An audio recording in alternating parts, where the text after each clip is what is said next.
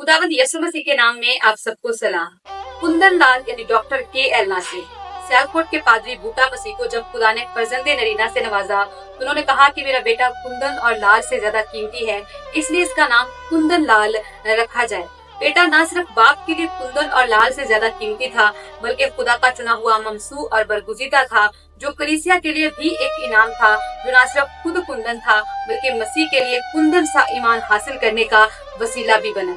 जब पादरी बूटा मसीह ने अपने बेटे के अंदर खुदादाद सलाहितों, उसकी जहानत और उसकी रोशन आंखों को देखा तो उस हीरे को तराशने और निखारने के लिए गुजरांवाला सेमिनरी में दाखिल करवा दिया। और जब डॉक्टर के.एल. नासिर ने अमली खिदमत का आगाज किया तो मसीह के लिए एक जबरदस्त वाइस की हैसियत से उभरे और तकरीबन 50 साल तक इस अफक पर कायम रहे।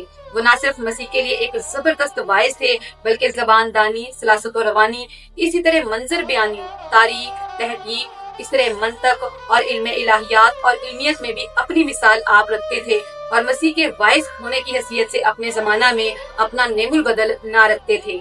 उन्होंने ना सिर्फ मंतक और बाकी तमाम तरीकों से खुदावंद की खिदमत की, बल्कि उन्होंने तहरीरी तौर पर भी खुदावंद यीशु मसीह की खिदमत की और बेशक वो खुदावंद यीशु मसीह की तरफ से कलीसिया के लिए एक अजीम रहनुमा थे जिन पर फख्र किया जा सकता है।